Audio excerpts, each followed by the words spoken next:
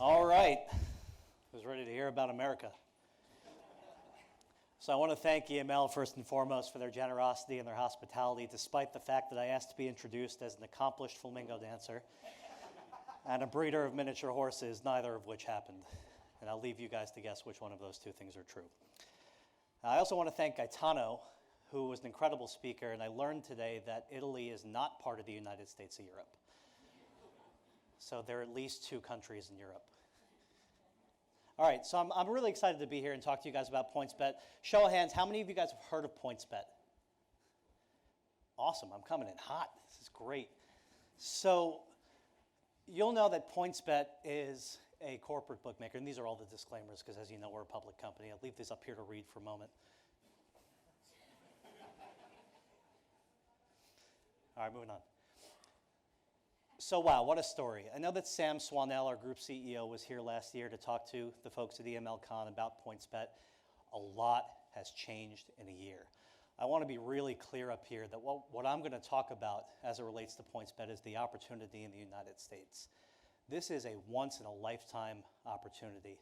This is the biggest gambling market in the world opening up. This happens once. PointsBet is in a position where it's won privileged licenses across the country and is tackling a massive opportunity, a $17 billion opportunity, as a matter of fact. This is a story about a company that came from nowhere in Australia and shocked the world in the United States and is now continuing to shock the market. So I'm going to talk about a fair amount of things, but here you'll see, I actually have this right in front of me. This is quite convenient, very professional setup. Thanks, guys. So we are built on three pillars as a company. The first pillar of PointsBet is that we have a differentiated product. How many people know what points betting or spread betting is? Show of hands. Awesome. How many people hate raising their hands when asked? Yeah, me too. I'm going to do it anyway. So I guess the best way I can explain points betting to those that don't know, it's an extremely volatile, high-risk, high-reward type of betting. Let's say you're watching a basketball game. It's like a Warriors-Lakers game, for example. And the total amount of points is 200 points. In a typical bet, if you bet the over, say you put 10 bucks on it, it goes over to 201, 205, 210. Doesn't matter. You win your 10 bucks back, you make 20 bucks. With points betting, if you make the same bet and it goes over by 5, you'll win 5 times your original stake. If it goes over by 10, you win 10 times your original stake. 20, 50, 100. So you get it. What this does is it creates an incredibly engaging experience that is unique to PointsBet both in Australia and in the United States. So we have clear air with this product both here, and we have clear air with this product in the United States. The second pillar that PointsBet is built on is an expertise in American sports. So I didn't know this when I joined the company almost a year ago today, actually. I will talk about the team, and I'll tell you a little bit about myself at some point. I love talking about myself. But I learned that of the $4.4 billion market of racing and wagering and sports betting in Australia, 1.1 of that is sports, and a fair amount of that is on American sports. So maybe 10 years ago, you wouldn't have seen any wagering on American sports, but with the proliferation of media rights here in this country, we're now seeing a lot of people bet on American sports. So PointsBet, while it operates in Australia, and I think it's one of the larger ones in the market at this point, it was really built for the opportunity in the United States. And this is super important because a lot of the other groups that are built for the United States are trading sports betting out of Eastern Europe at like 3 in the morning. Here we have people that are experts on American sports, that really know the market, and are working daylight hours, really excellent folks. And the third major point of difference for a company like us is that we own our own technology end to end, which is also super important. I'll talk about that. And I guess to tie it all back to EML, which is why we're here, obviously, is that payments are the lifeblood of a sports gambling business and generally an online gambling business. We have to take bets to make money. We can't take bets if people can't get money on their account. So this is where EML comes in for us in the United States and Australia. They're a fantastic partner for us. That work? That worked. All right, so let's talk about the tech. This is super, super important. Everything's end-to-end. We're one of only a handful of bookmakers in the world that can claim this, especially in the United States. We're one of 2. The other is Bet365, which you might know. Why is this important? 1, in the United States, every state is different. It's like 50 different countries within a country. So having modular technology that we can iterate upon, that we can control, is adaptable and flexible for us. It allows us to go into states very quickly. And when you get into states quickly, you can win market share quickly. We can also innovate very quickly on that product. And most importantly, we gain economies of scale. So as we go into new states, and I'll talk about where we are, when we go from New Jersey to Iowa or New Jersey to Illinois, we don't have to hire 100 more people. We can gain those economies of scale through technology. And for us, this is a major competitive advantage. Anybody recognize some of these people? Like a Brett Payton or a Sam Swanell? Sam was here last year, he's a handsome fella. These are people worth talking about. So Brett is really the founder of equity markets here in Australia. He's a great guy. He's our chairman. He is also our largest shareholder. A couple of years ago when the company was started, Brett had the foresight to join with Sam Swanell and Nick Fahey and Andy Fahey, our co-founders, to create what is now PointsBet. We've recently been undergoing a capital raise. You'll see that Brett and the other executive directors took up their entitlements. Sam Swanell is also worth talking about here. He is the former CEO of Tom Waterhouse, and from what I understand, the Waterhouses are like the Kennedys for sports betting here in Australia. I guess the point here is that we have a really accomplished team that is standing up in the United States, and we have the expertise to control everything from end to end, do the trading, and most companies like us are outsourcing the core function of what makes a bookmaker a bookmaker.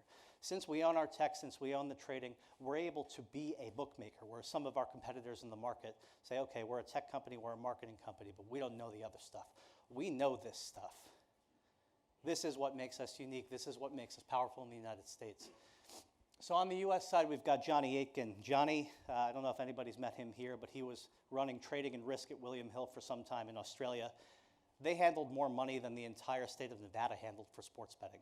I mean, racing and wagering is in this guy's blood. He's a superb leader, and he is the sharp bettor. So we've also differentiated ourselves in the United States by taking sharp action and turning sharp customers into advocates for our brand.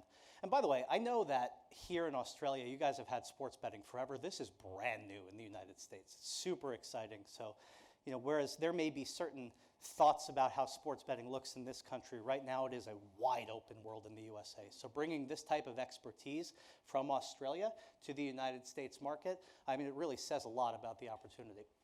Manjit Singh, former CTO at Aristocrat during the growth years. He brought him from under $1 billion to over $2 billion. He scaled tech teams internationally. We're very happy to have him on our team. I'll highlight here Paul Hannon, who runs our strategy and business development in the United States. Paul was at William Hill in the USA, and some might say, and he joined PointsBet back in July of last year, some might say that when PASPA was repealed, and PASPA was the law that effectively prohibited sports betting in the United States, it was exactly what an executive at William Hill was waiting for, especially one in business development. But he joined PointsBet because of the reasons I mentioned, because of the differentiated product, because we have that tech, because we have a vision for the US. PointsBet was built for the United States, so he got on board. And same with me, and I'll share a story about how I met these folks. I was at Foxwoods Resort Casino, which is, I guess, the largest casino in the Western Hemisphere. It's a massive, massive place. It's owned by an Indian tribe called the Mashantucket Pequot Tribal Nation, one of the wealthier tribes in the country. And after December of 2018, there were oral arguments. No, I guess December 2017, there were oral arguments in the Supreme Court to hear whether or not PASPA was going to get repealed and sports betting might be legal. And after this happened, there was no way that this thing was standing up. It was definitely getting repealed. So I put out into the world an RFP to look for a partner on behalf of Foxwoods. I was on the other side of the table. I was getting pitched by these guys at PointsBet. And I looked at 40 different bookmakers from across the world, 39 really, but 40 is an easier number. And I said, who the hell are these guys? Where did they come from? And why is this the most interesting company that I've never heard of before? I thought I was pretty plugged in. I don't even know how they found the RFP, but I think that speaks to how Sam was so plugged in and looking at the market, and how the founders were so focused on the United States that they were able to come in and respond before PASPA was even repealed, before sports betting was even legal. This was always the goal, was the USA. So ultimately, I recommended PointsBet for Business at Foxwoods, and I was told in no uncertain terms that nobody ever got fired for hiring IBM, so I quit that week, and I joined PointsBet. And what a year. We have grown. So let's talk about it. July of last year, no bank account, no employees, no office in the USA. Now, we're one of the market leaders in the United States. How did we get there? Well, they needed a shot. So you see that there's expertise on the team. Jeff Corral, who's the proprietor of the Meadowlands and Tioga Downs in New Jersey and New York, respectively, gave the PointsBet folks a shot. They won an RFP, PointsBet won an RFP to compete, and now in the New Jersey market, we've come out hot. We are third or fourth in the market, depending on the month, against some pretty serious incumbents. We signed pretty deliberately some brand ambassadors. You may have seen some on TV here, Darrelle Revis and Allen Iverson. Darrelle Revis is an iconic cornerback for the New York Jets, all-pro player, Super Bowl winner. He covers North Jersey pretty well, which is where we launched first. Allen Iverson, I think we put him on a horse down here for some commercials. He's one of the most ridiculous people you'll ever meet. And he's been an incredible brand ambassador for us. And this gave us some credibility into the market. At the same time, we signed deals with groups like Topgolf to get our name out there. And lo and behold, we launched in January of 2019 to very little fanfare until the Saints played the Rams and there was a huge pass interference call that was blown, and we came out with something called the Karma Committee, which basically refunded all the bets on the Saints. It went viral, Good Morning America, Associated Press, everything. And that was our coming out party. And since then, we've kept the momentum. We've kept the foot on the gas. New Jersey is the shop front for sports betting in the United States. And I guess to explain how all of this works is, in order for a group like PointsBet to operate, any sports betting company, for the most part, with few exceptions, you have to tether to a land-based casino, or a racetrack, a group that has a license within the state that you're operating. It's not really a free-for-all. You can't just go in and say, hey, we've got this tech, we've got this great team, we'd like to work. No, you have to make a partnership first. This is one of the reasons that you've seen groups like 888 and Kindred, huge companies internationally. They're in 2 states. You'd figure they would do pretty well, and you'd figure PointsBet wouldn't have a chance in hell. But a lot of the United States is not just about what you know, but it's about who you know. You got to make relationships. And so for us, we're very fortunate to have relationships across the country now with folks that are giving us an opportunity to operate. So you'll know that in June, we IPO'd here on the ASX.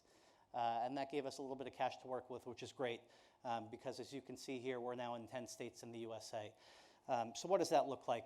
After New Jersey, with the Meadowlands, we made a deal with a group called Catfish Bend Casino in a beautiful town named Burlington, Iowa. Not a whole lot of people there, but it's a gorgeous casino. And we built a retail book. I'll show you some pictures in a moment. After that, we made a deal with a group in Illinois called Hawthorne Racecourse. There was an 816-page gambling bill that was passed, gambling expansion bill that was passed. So many things are changing in Illinois. But for us, that is the closest property to Metro Chicago. We'll be operating both a retail book and an online sports book. And let me wrap some context around that too. In New Jersey, 85% of the market, 85% of the revenue is driven by online, mobile business. 15% is retail. But 75% of that retail business is driven through a single location in the Meadowlands, which is close to New York City. We have a very similar opportunity in what is roughly a $650 million market to own that retail opportunity in Illinois, in addition to the online opportunity that we're after. In August, we made a deal with a group called Penn National that gave us an additional 5 states. So that was Ohio, West Virginia, Indiana, Louisiana, and Missouri. And by the way, I mean, at the end of this, or whatever it is, you guys can all ask me questions. I'm a human encyclopedia. I can tell you whatever's going on in every state, all the law, all the nuance. It's crazy. This is, if there's nothing else that I love, this is this. 15 years in the online gaming business, for better or for worse, in the United States. And now we're finally having our day. It's very, very exciting, really. All right, and as of August, we launched our retail book in Iowa, and now we're off and running. So let's talk about this a little bit.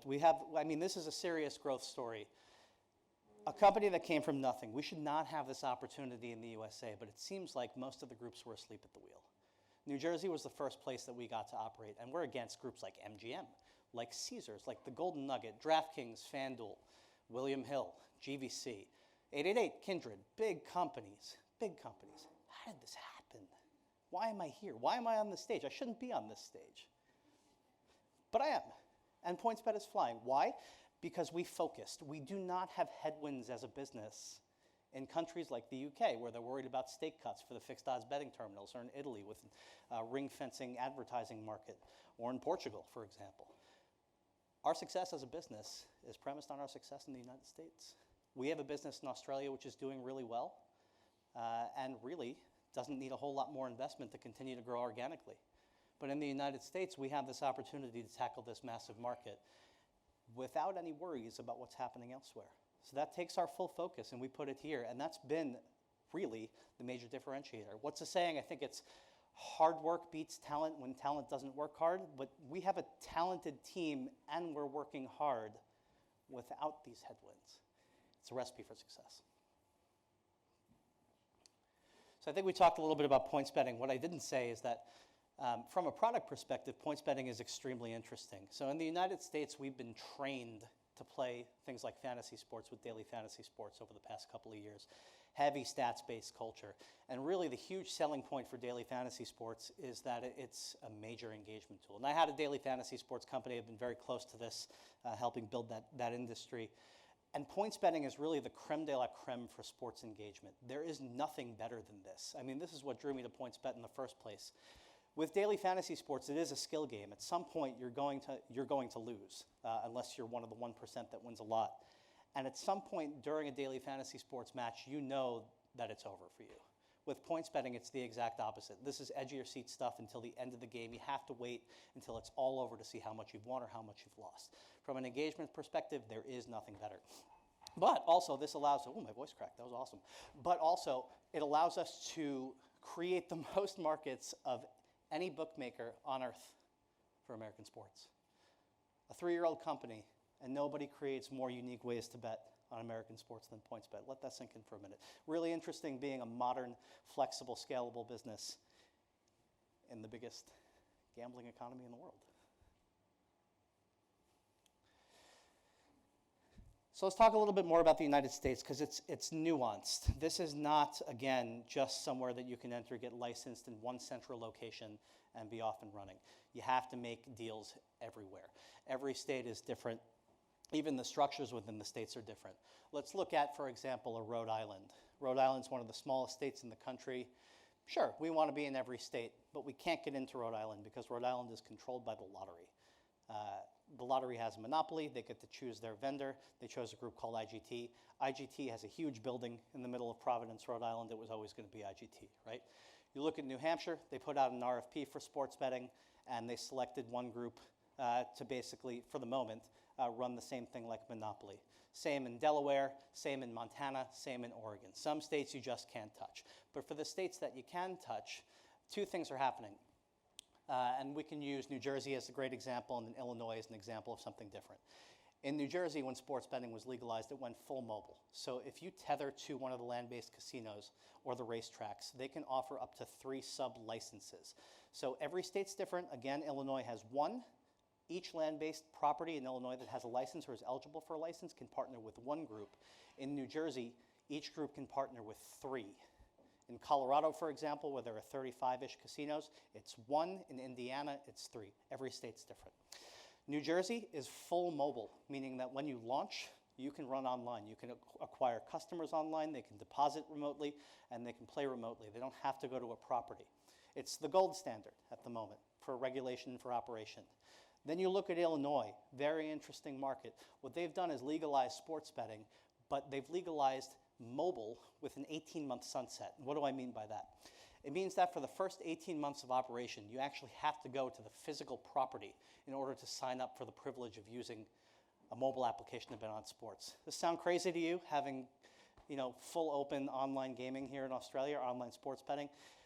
The United States is a bit backwards, a bit old school, and you have to understand it because these are the casinos, the racetracks, they're major economic drivers in their region. They're very politically influential.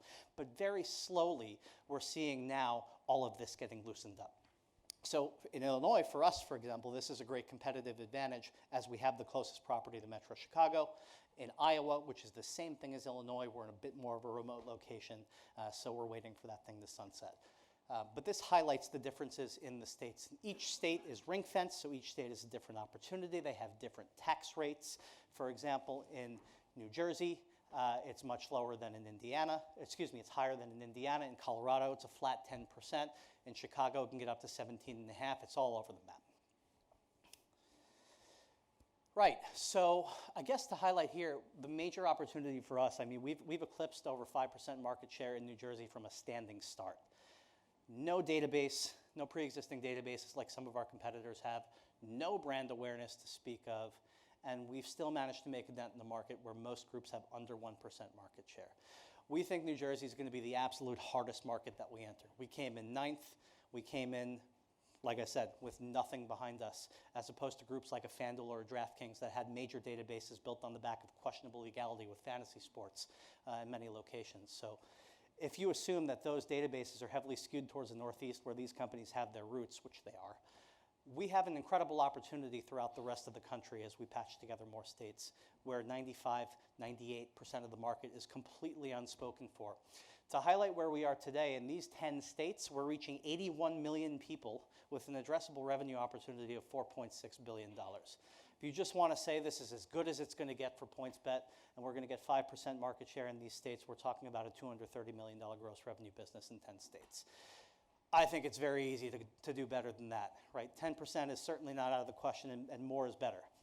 But I think this highlights the size of the opportunity in the USA. And again, this happens once. So some product stuff. Am I backing up on time? How are we doing? Keep going? Good. So some product stuff. I mean, this is a focus for us. We control our products, so we get to do all kinds of cool things. In the United States, we have cash out. This is all, I think, pretty straightforward for most of you folks in the audience. We have in-play, which does not exist here, so that's some upside for us. If Australia ever gets off its horse and decides it wants to have some in-play betting that's not over the phone, we'll be in a great position to launch that in the market.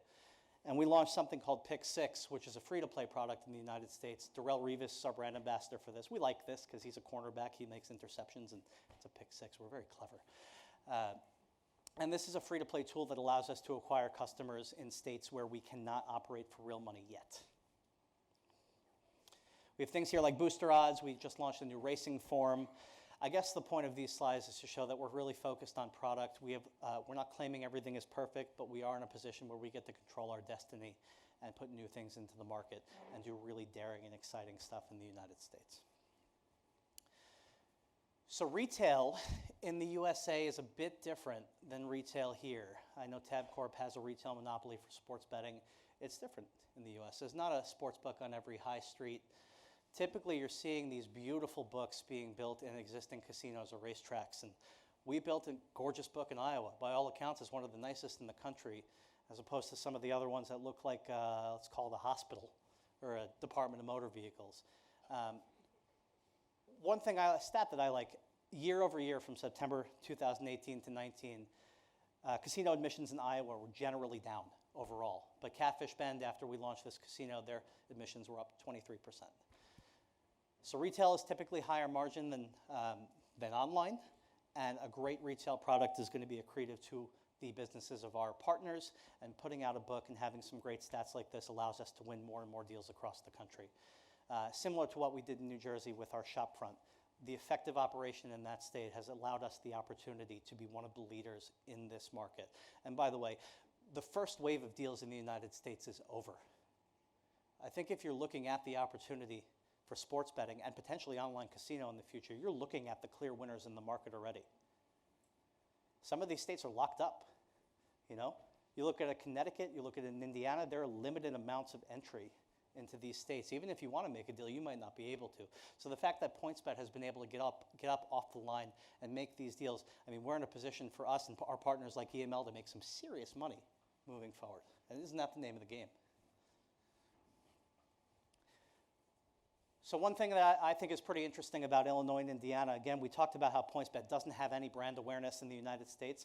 Well, in just under a year, you know, we're seeing now that 1 in 10 men in Indiana know who we are. I think it's 1 in 12 in Illinois. We haven't launched there. How is this happening? There are no brands for sports betting in the USA. People think William Hill is a wine. You know? So the opportunity is here for a group like a PointsBet or PointsBet to go ahead and win.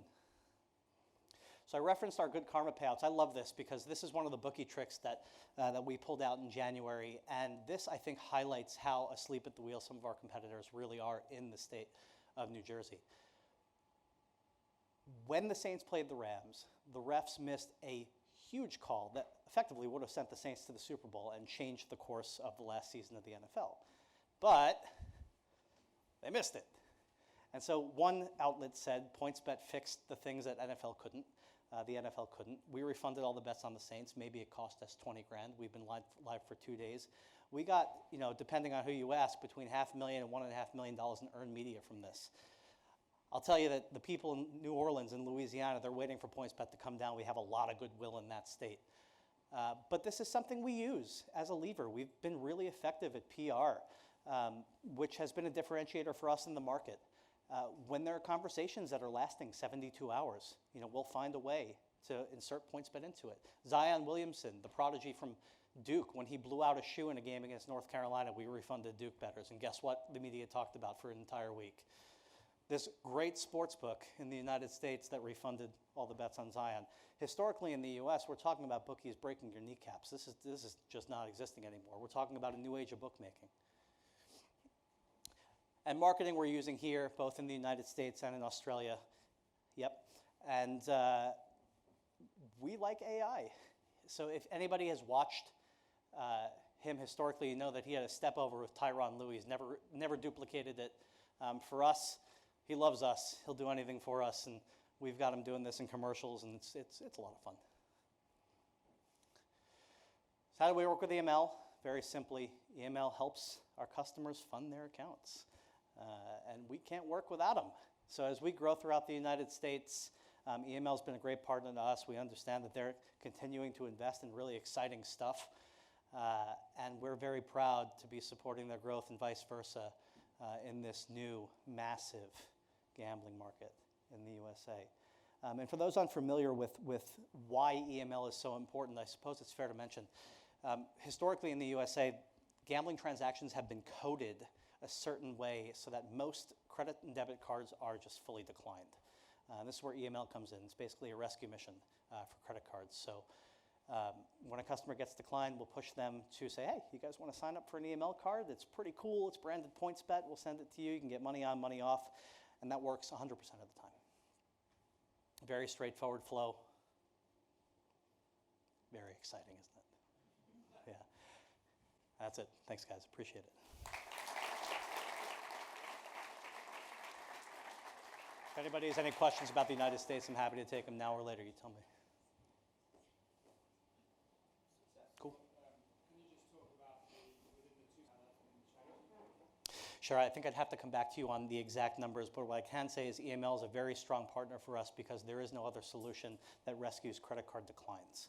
So if the traditional customer is going to try with their credit card first and invariably get declined, which is basically what happens, upwards of 60% of the time, that's when EML comes in and rescues it. Yeah. Anything else? Cool. Thanks, guys. Appreciate it.